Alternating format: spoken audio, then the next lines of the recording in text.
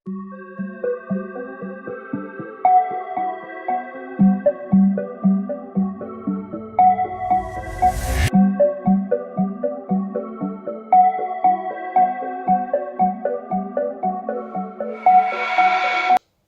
दर्शकों, मैं सुशील प्रजापति आप सभी का स्वागत करता हूं आपके अपने YouTube चैनल पर सब कुछ विचित्र अल्टीमेट।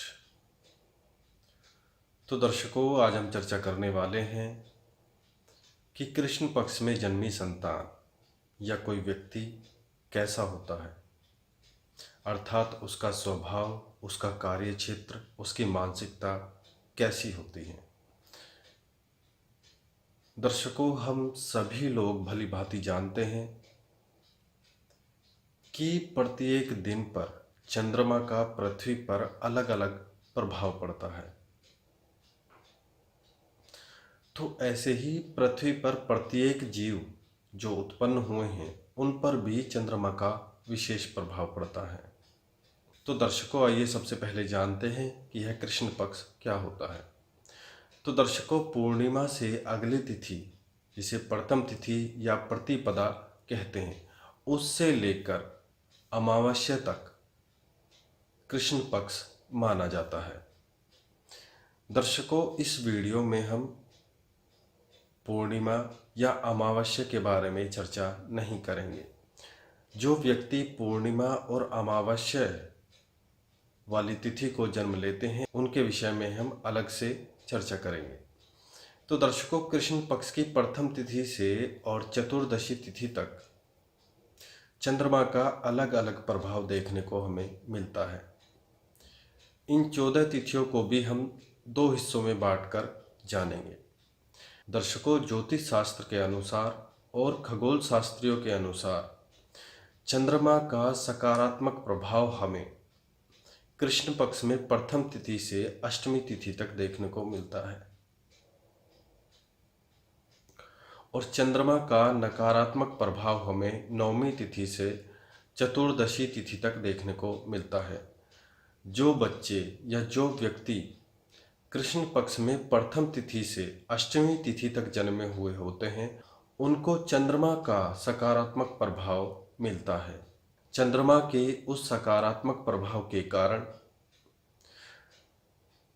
जातक मानसिक रूप से काफ़ी सबल,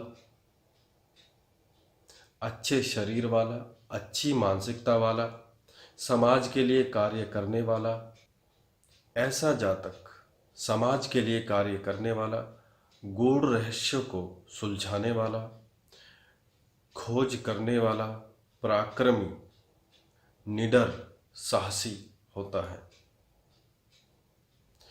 दर्शकों, यदि कोई जातक कृष्ण पक्ष में नवमी तिथि से और चतुर्दशी तक जन्म लेता है तो उसे चंद्रमा के नकारात्मक प्रभाव झेलने पड़ते हैं। चंद्रमा की उस नकारात्मकता के कारण जातक समाज के विपरीत कार्य करता है, परिवार के विपरीत कार्य करता है, जिसके कारण जातक चोर, डकैत, 2 नंबर का कार्य करने वाला, घूस लेने वाला, मानसिक रोगी या एक छोटे दर्जे का तांत्रिक हो जाता है। और दर्शकों, इसके और भी कई हमें नकारात्मक प्रभाव मिलते हैं। दर्शकों, हम अपनी संतान की तिथि निर्धारित नहीं कर सकते कि वह किस तिथि को जन्म लेगा, लेकिन जो हमारी पहली वाली वीडियोस हैं हमने उनमें बताया है कि आप किस प्रकार शुक्ल पक्ष में या कृष्ण पक्ष में गर्भाधान करके एक अच्छे संस्कार वाली, पराक्रमी और मेहनती संतान प्राप्त कर सकते हैं। दर्शकों, किन तिथियों में गर्भाधान नहीं करना चाहिए यह वीडियो भी चैनल पर उपलब्ध है, आप देख सकते हैं। संतान की जो प्लानिंग है आज के समय में काफ़ी महत्वपूर्ण होती जा रही है। आप लोग सभी जानते हैं कि प्रतियोगिता का समय है। यदि कोई बच्चा मानसिक रूप से पिछड़ जाता है या शारीरिक रूप से पिछड़ जाता है तो वह काफ़ी दुख की बात होती है। और कोई भी माता पिता ये नहीं चाहेंगे कि आज के समय में हमारा बच्चा किसी दूसरे बच्चे से पीछे रहे। तो दर्शकों, इन सभी चीज़ों से बचने के लिए आप गर्भाधान से पहले अपनी प्लानिंग करें। तो दर्शकों, आज की वीडियो थी कि कृष्ण पक्ष में जन्मे बच्चे या लोग कैसे होते हैं। दर्शकों, हमने जाना कि प्रथम तिथि से और चतुर्दशी तिथि तक चंद्रमा का हमें अलग अलग प्रभाव देखने को मिलता है। प्रथम तिथि से अष्टमी तिथि तक चंद्रमा का हमें सकारात्मक और नवमी तिथि से चतुर्दशी तिथि तक हमें चंद्रमा का नकारात्मक प्रभाव मिलता है। दर्शकों, चंद्रमा का प्रभाव हर तिथि में बदलता रहता है। प्रतिपदा में अलग, द्वितीय में अलग, तृतीय में अलग।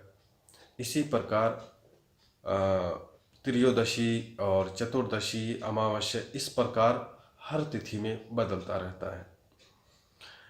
आने वाले समय में हम बात करेंगे कि कौन सी तिथि में बच्चा जन्म लेता है और उसका प्रभाव कैसा होता है, चंद्रमा का उस बच्चे पर क्या प्रभाव पड़ेगा, उसकी मानसिकता कैसी होगी, कार्य क्षेत्र कैसा होगा।